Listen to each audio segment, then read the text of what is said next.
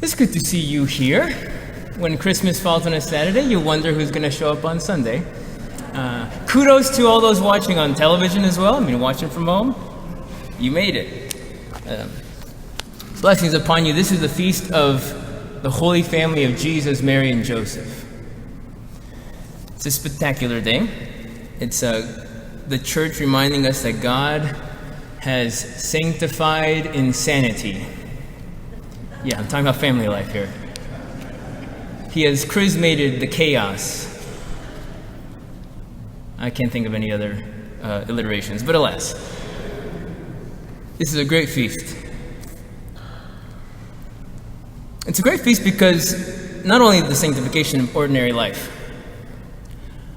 but because we see the mission.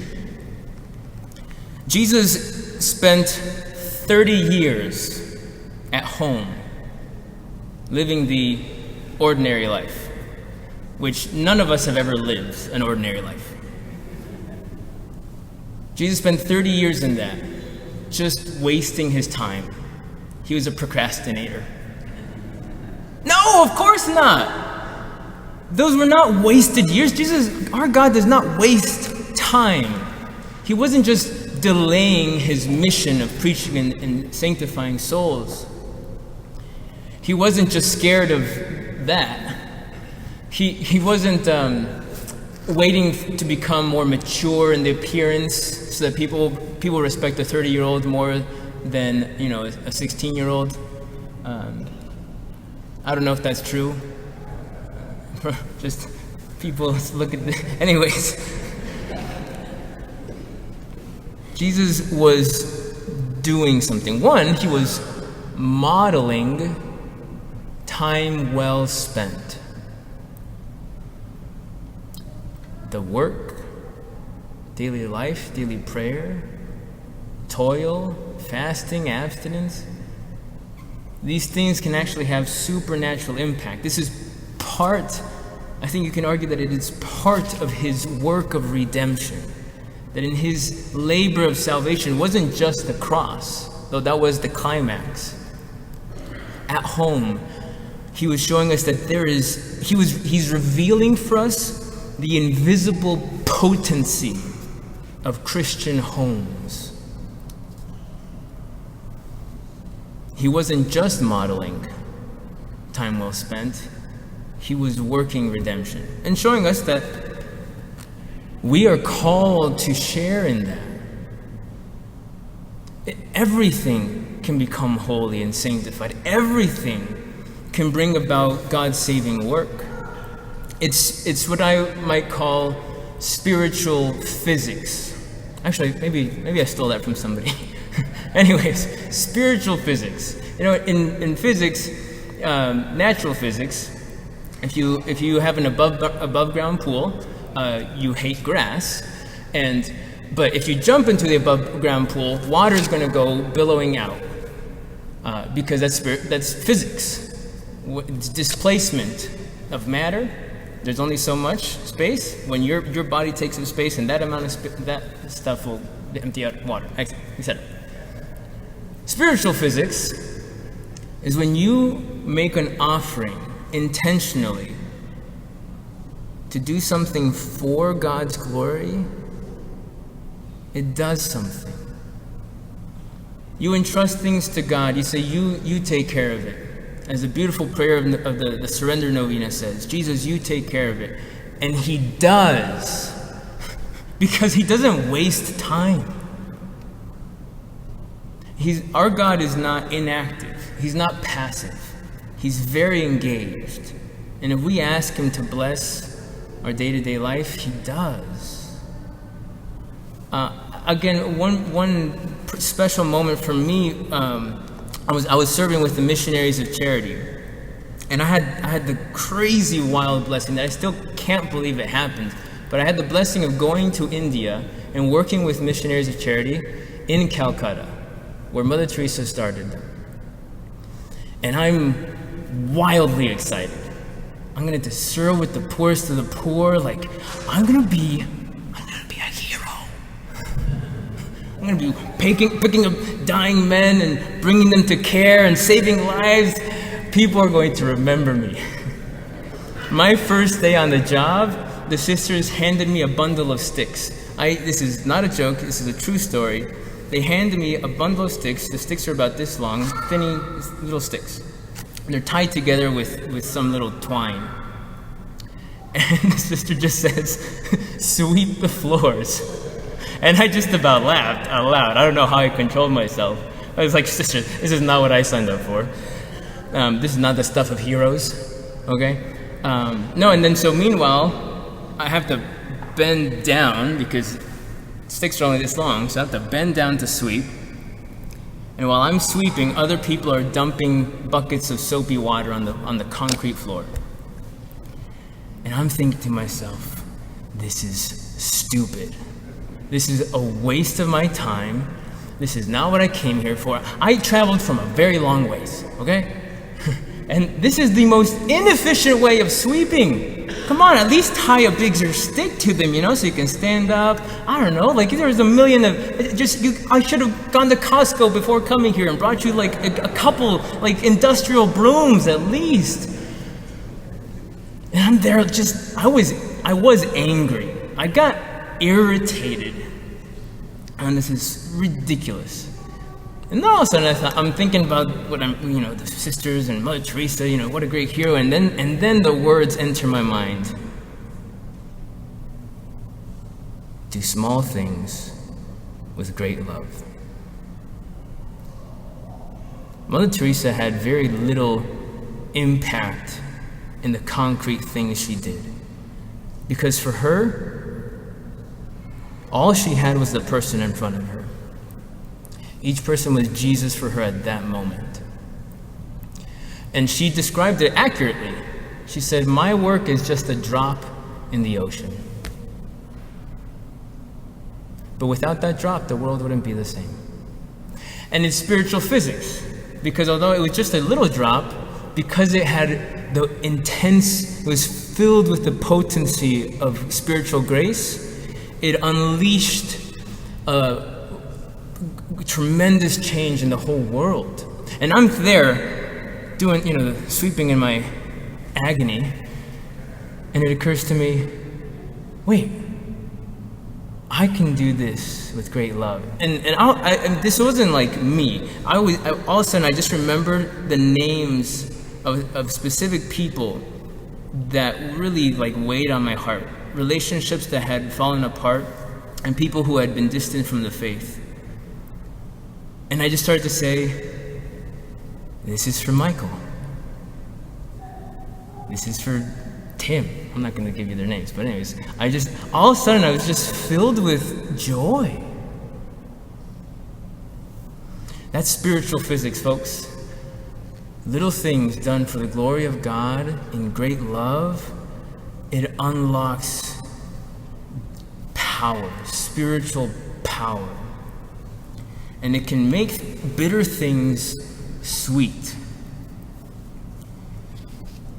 Now, the ordinary life is hard.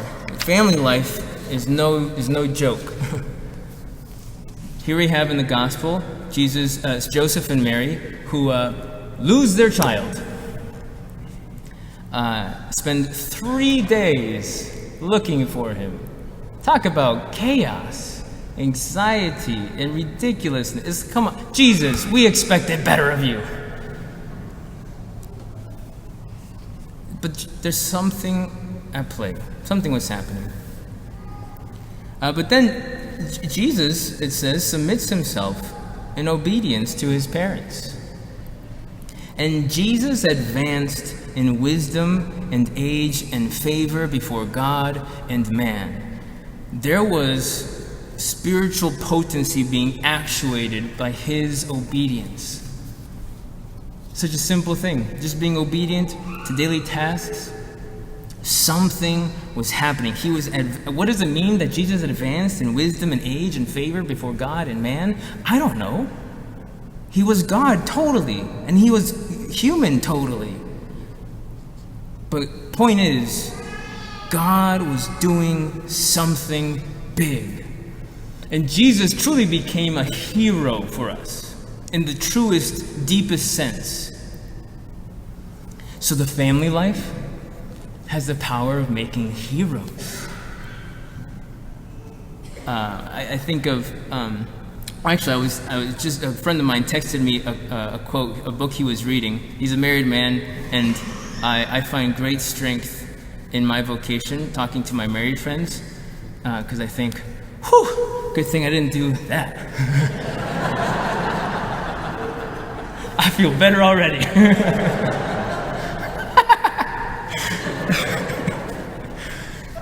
No, on the contrary, I'm not a bachelor,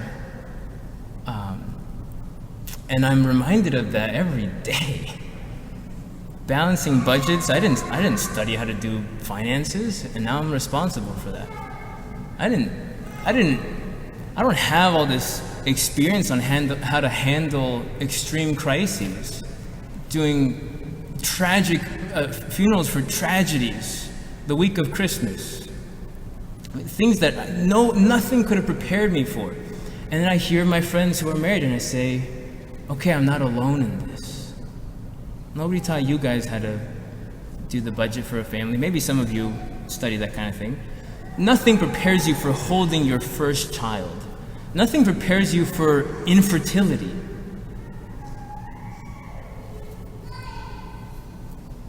But here's what St. Josemaria, my buddy texted me this quote. Here's the potency, and he's using the image of David. Think of David as this young boy that he's selected amongst his brothers. His brothers are taller, stronger. He was just a quiet musician. He was the hippie of the family who loved to just care for sheep and play his little harp. He was not much to look at. In fact, he looked really cute and like handsome. Whereas his brothers were strong and rugged, but David's the one who defeated the giant Goliath. Because there's the spiritual potency that was unlocked in him, in his home life, that he grew up with the strength of living for God and doing all things for God.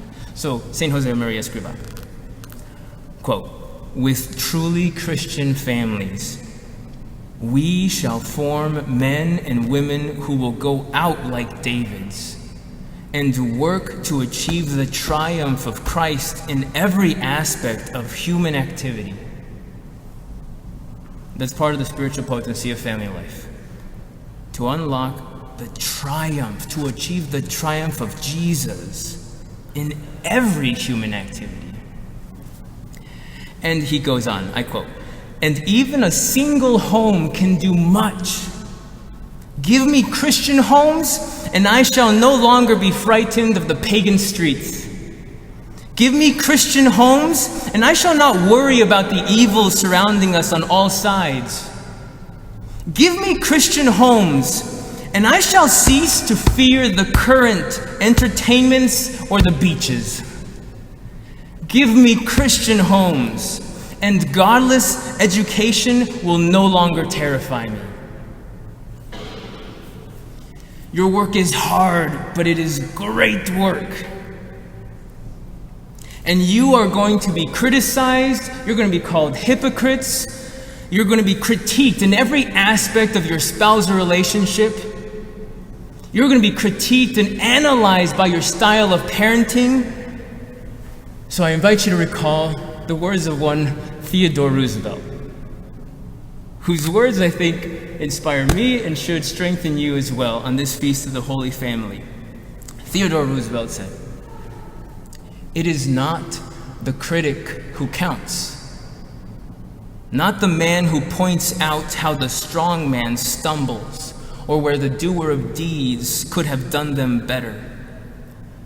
The credit belongs to the man who is actually in the arena, whose face is marred by dust and sweat and blood, who strives valiantly, who errs and comes up short again and again, because there is no effort without error or shortcoming, but who knows the great enthusiasms, the great devotions, who spends himself in a worthy cause, who at best knows in the end the triumph of high achievement, and who at the worst, if he fails, at least fails while daring greatly, so that his place shall never be with those cold and timid souls who never knew neither victory nor defeat.